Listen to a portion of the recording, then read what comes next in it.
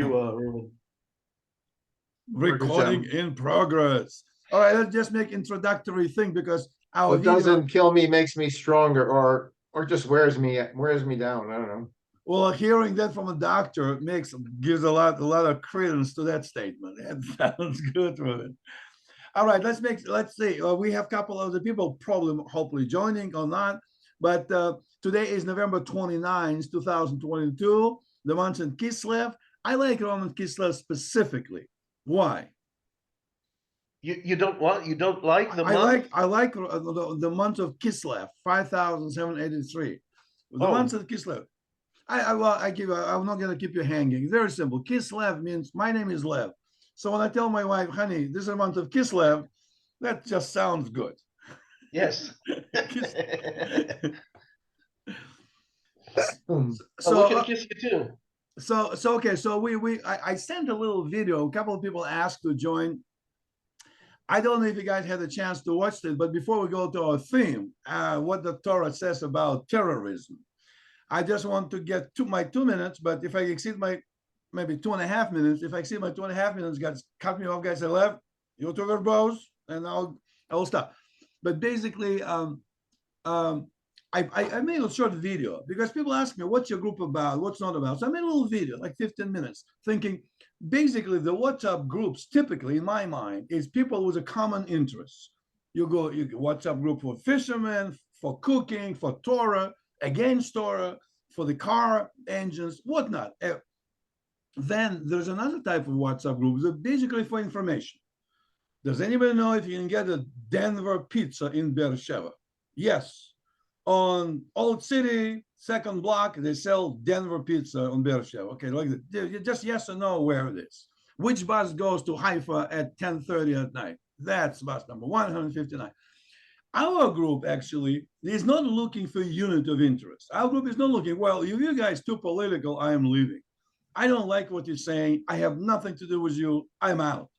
On the contrary, the more diverse and opposite our opinion is, we kind of learn and evolve all the time, say, okay, that's your view. So you agree with me? No, I don't. I have completely opposite view, but it doesn't make me love you or like you any less. You just have different view.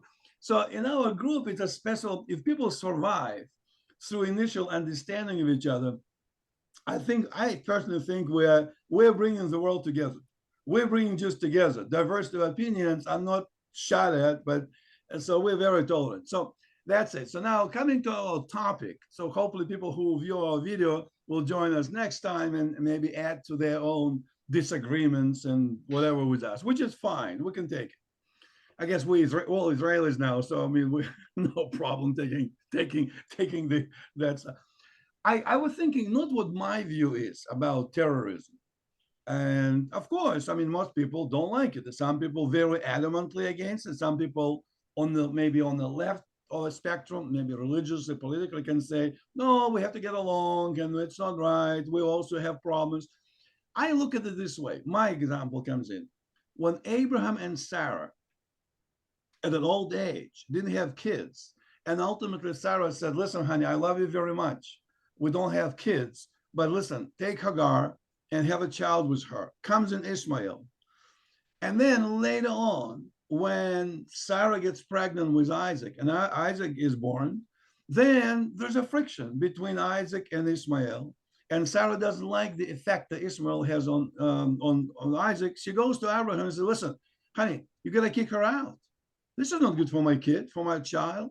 So Abraham, Midrash says, was very upset, and rightly so. Think about it. He's a father. He loves both of them. They're his children. I can see the dynamics in the house. Abraham saying, honey, but wait a minute. You're the one who suggested I take Hagar in the first place. Now you tell me to kick her out? He said, right, where's she going to go? Is she going to go because she's going to freeze to death in the desert? That's not nice. Midrash says Abraham continued relationship with Ishmael even later. And ultimately, Ishmael and Isaac reconciled at the father's graves. They buried Abraham together, Abraham. So that teaches me that we have a dynamic and complicated history. And from the history we've learned, there is no simple answer to most things. On one hand, if somebody is not good, even as bad as a terrorist, we don't have to tolerate it, and we have to take harsh measures. But on the other hand, we can't just call carte blanche, just sweep everything away and simply say, listen, all people are horrible. This is a story between Abraham and Ishmael. Obviously, Ishmael wasn't doing good things. And Midrash tells us that it wasn't nice. He perhaps was deserved to be kicked out. On the other hand, this is father. We have a common father. So that's just my limited view on that conflict of terrorism. I still probably didn't answer this question, but I just want to share that we have to be careful and to think we make statements. I don't know if I have a really complete answer. I don't know what Torah says about it. We have to study Torah, understand more, and come and connect our present to the past. That's just my view as introduction, guys. I just leave it for you for your thoughts on that. Who wants to say first? David or Reuven? Reuven? No.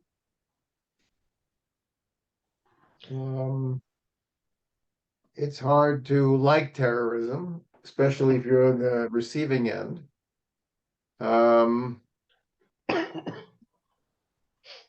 Nothing specific I can think about it. It's I hope that in the end of time, when Mashiach comes, that like Ishmael and Yaakov both went. I mean, Yitzhak and Ishmael both went to bury Abraham. That maybe our cousins will also reconcile to us. One thing is it mentions Yitzhak first, which indicates also the sages say that Ishmael conceded that Yitzhak was the main inheritor of the bracha from Abraham. That would be a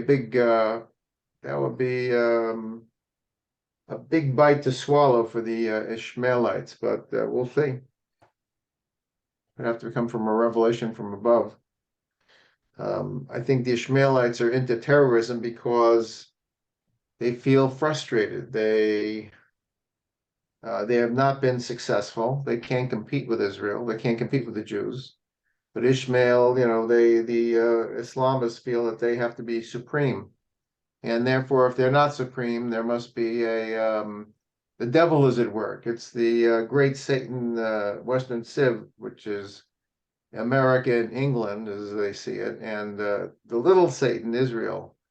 They've gotten together with the Satan, the real Satan, and that's why Islam has fallen to second place. But they get frustrated, and frustration leads to it's self-hatred. A lot of it. It's just when you feel you have delusions of grandeur and you're not meeting them, it turns to anger, and anger turns to hatred, and hatred turns to violence. Even, blowing yourself up is the perfect expression of that.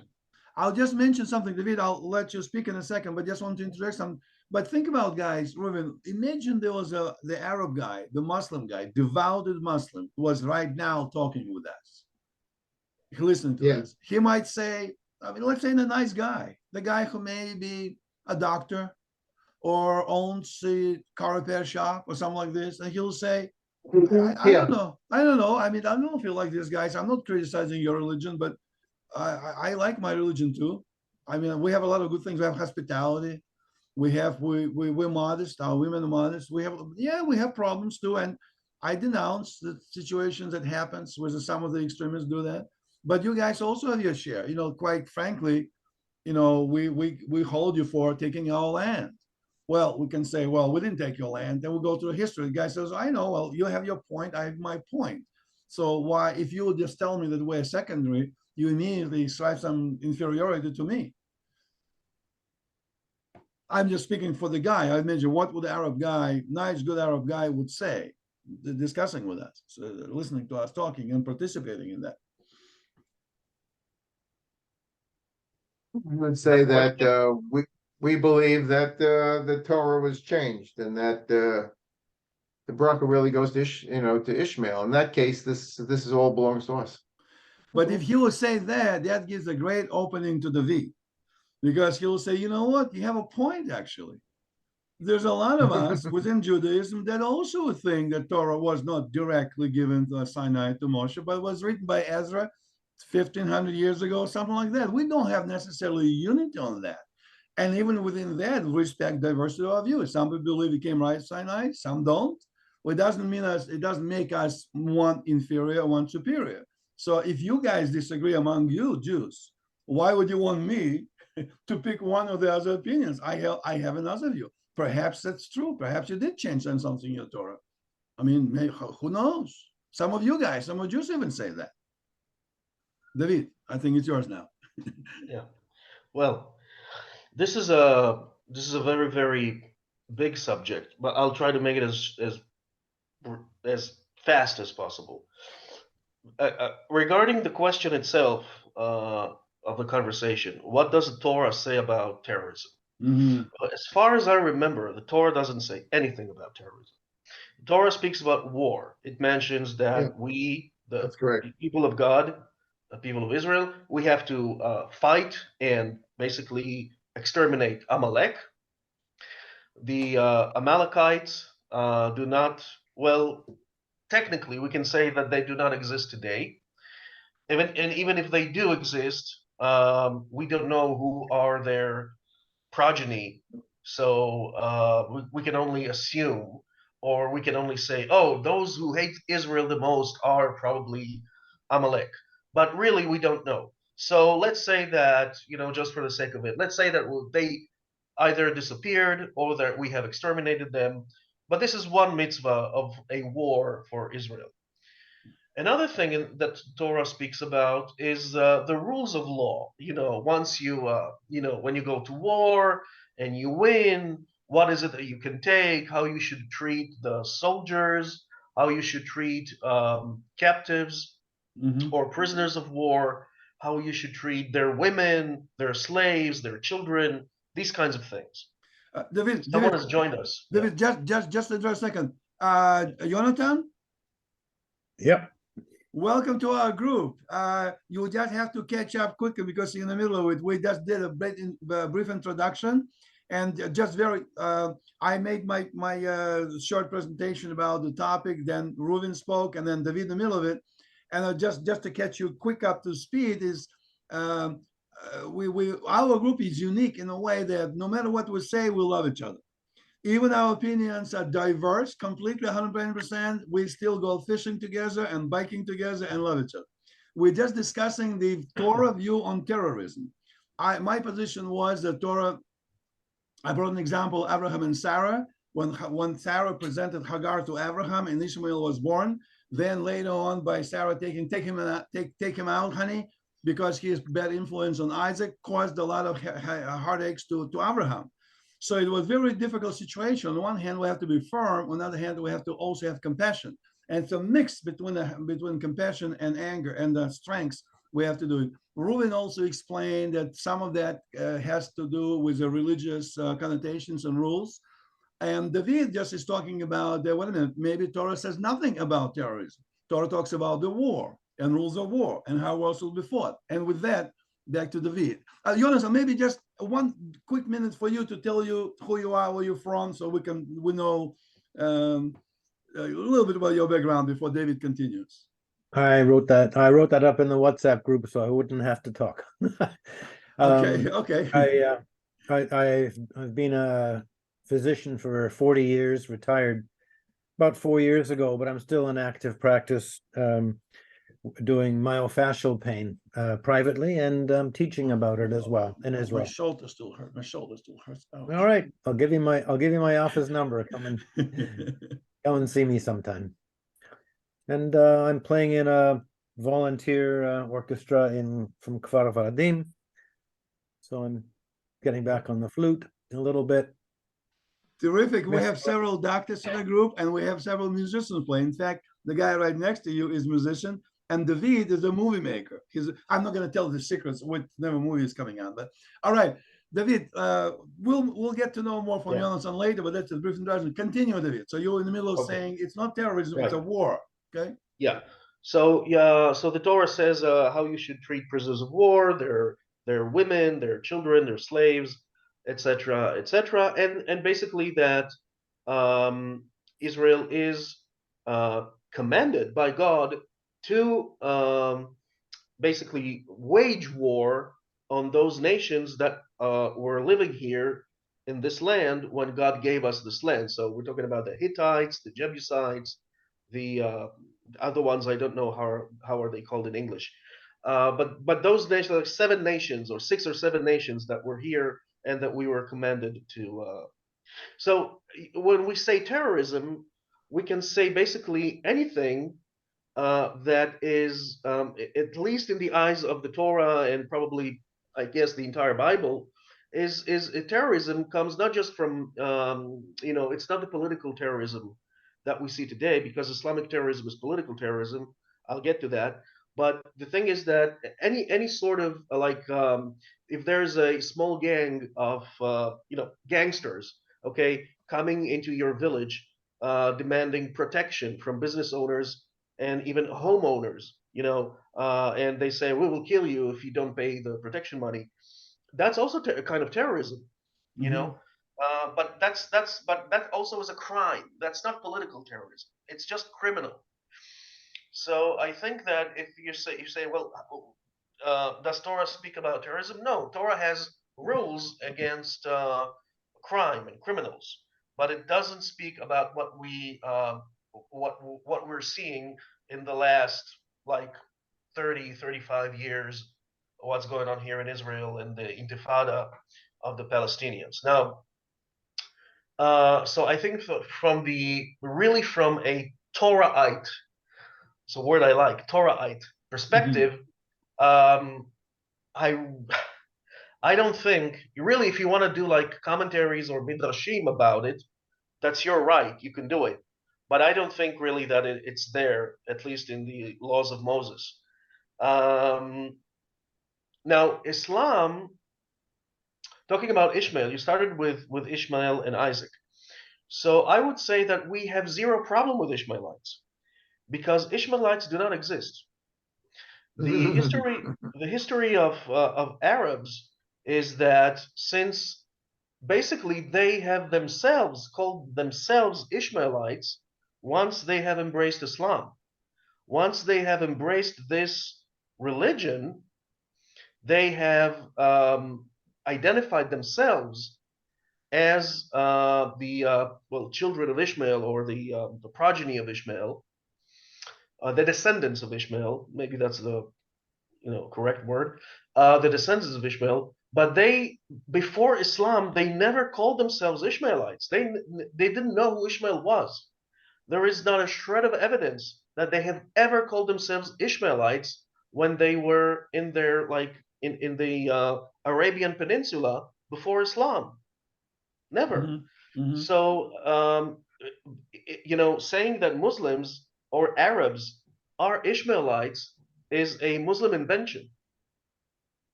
And so we don't really have a problem with the Ishmaelites and the descendants of Ishmaelites, because we either don't know who they really are or they just don't exist. Okay, interesting. All I would say is that the rabbis have sort of accepted that if you say that Muslims today are Ishmaelites, you're basically, you're lying. It's just not true. You're not lying because you're a bad guy. You're lying because you can't prove they're not descendants of Ishmael. It's just you can't prove they Ishmael. You can't prove they are. In the Torah we have the Toldot Ishmael, right? So I think we read it a couple of weeks ago. Ele Toldot Ishmael, and this is the history of Ishmael.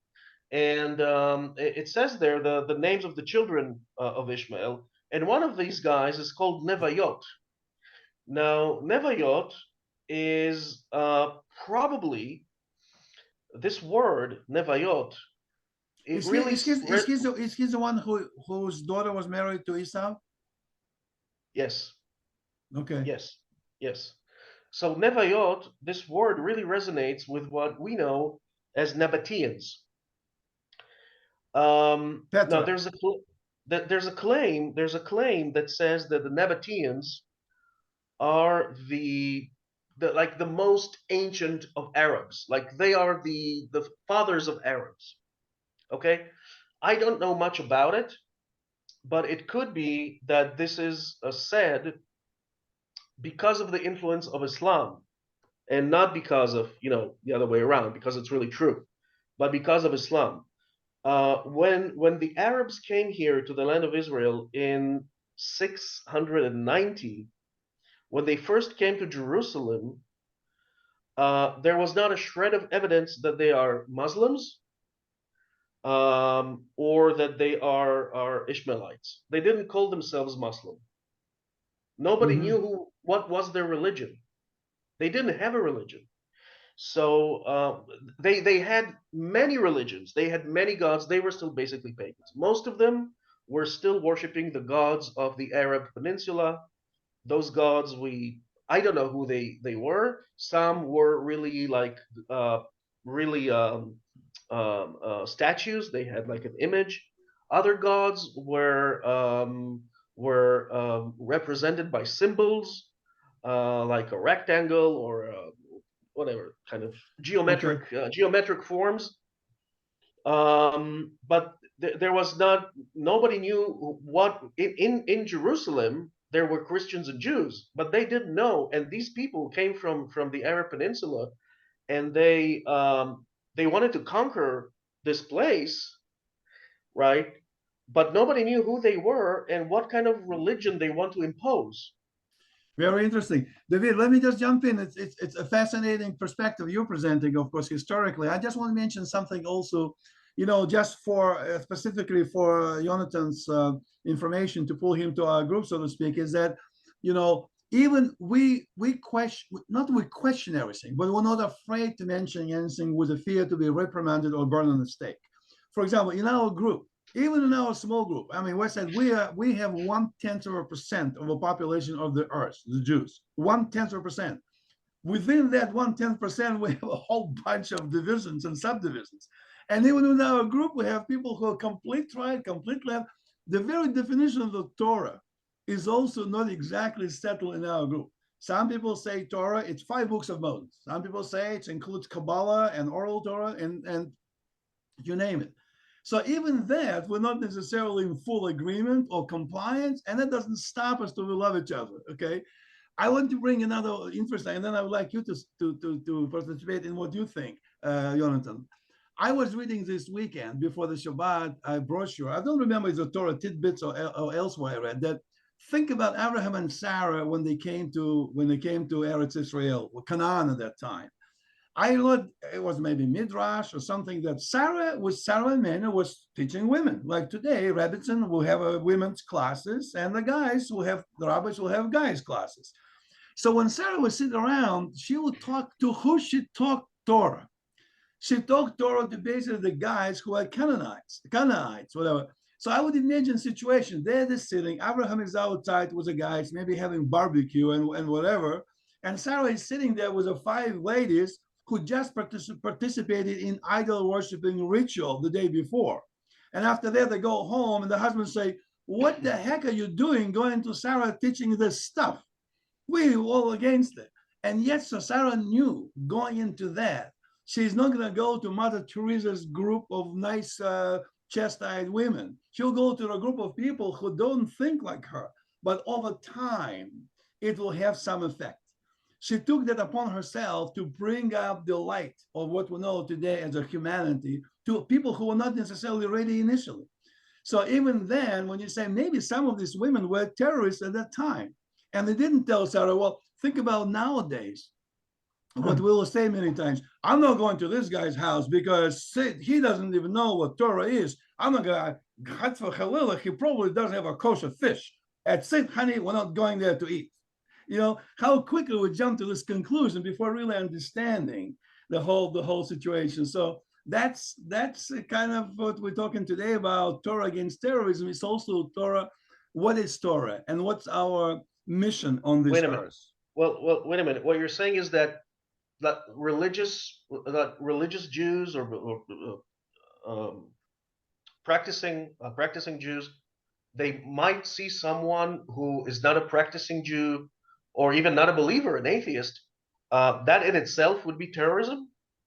No, it won't be terrorism, but people. I'm stretching the topic a little bit more. It's not exactly right. I'm all the subjects like it, but what I'm saying is, we even within us, not only among the Jews, and among humanity, we sometimes label people good people for not being so good people, because I happen to believe that if you come on Shabbos to the curb and get a newspaper for mailbox, that is against halacha, and honey, we're not going to eat with them again.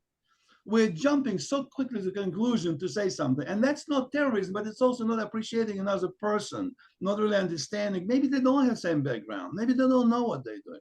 So that we're conducting some behavior which is kind of overreacting sometimes, instead of understanding and reaching out to the person, understanding him better.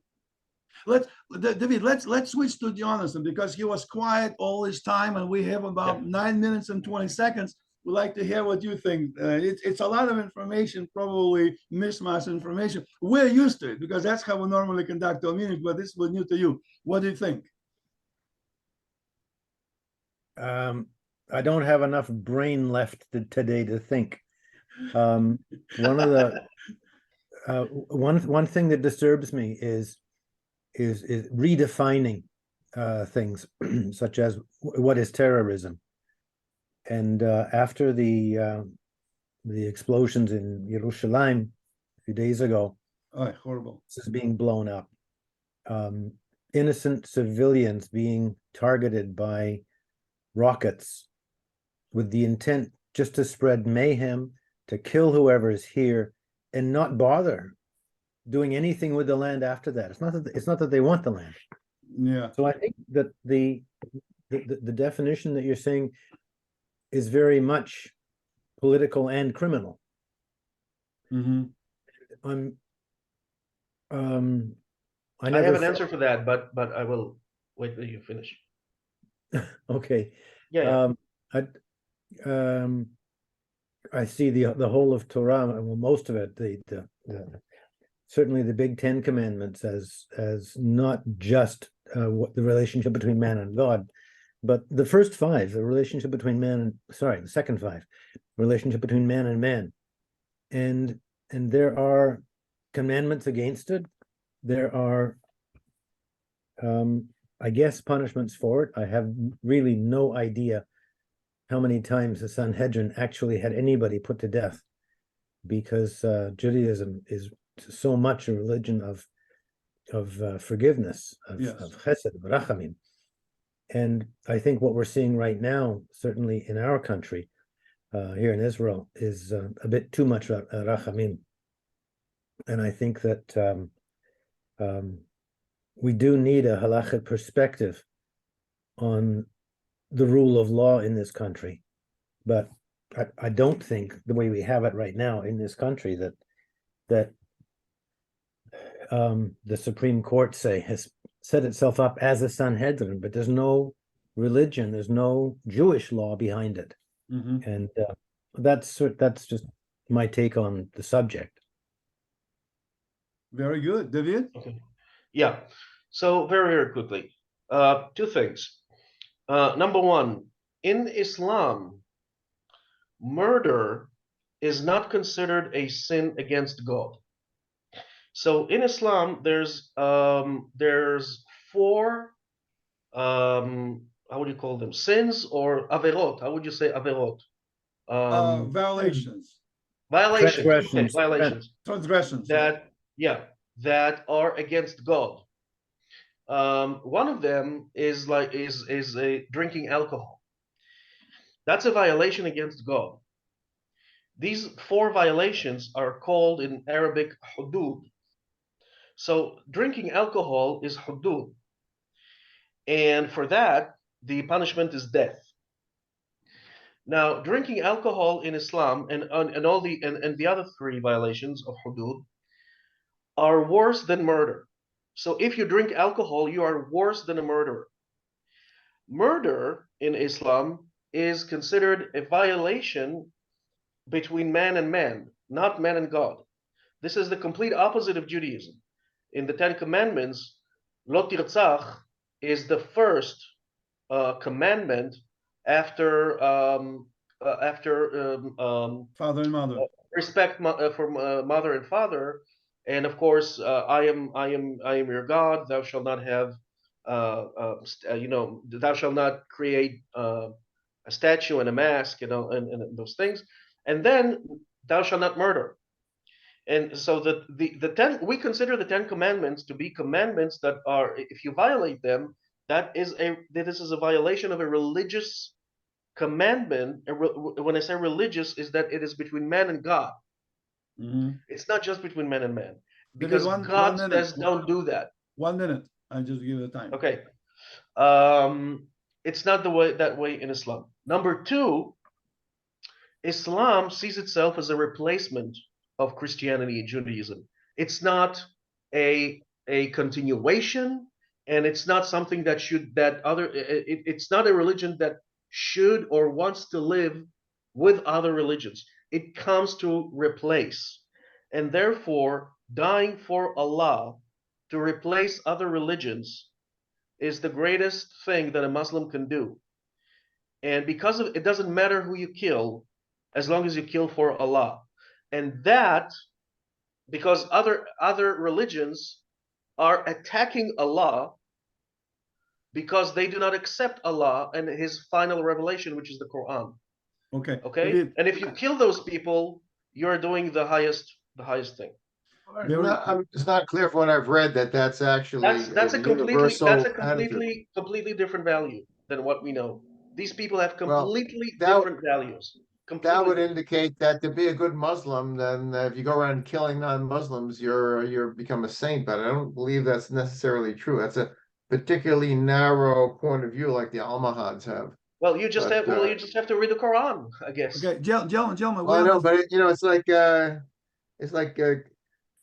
what's it? You have to read the Quran, says and some of the great Muslim, Quran is full of all sorts of things. It says you turn one page and you live peacefully with your neighbors and all religions are acceptable. Yeah, you live Turn peacefully the with next page your Muslim. and it says Gentlemen, kill excuse me, the excuse me, unbelievers. guys. Peace in Islam, Guys, Ruben, I have to stop the discussion. Peace in Islam is only between Muslims. There is no peace with other religions. Period. Okay, guys, doesn't exist. I'm not stopping discussion because of the discussion. I'm talking just because we have 2.5 minutes left.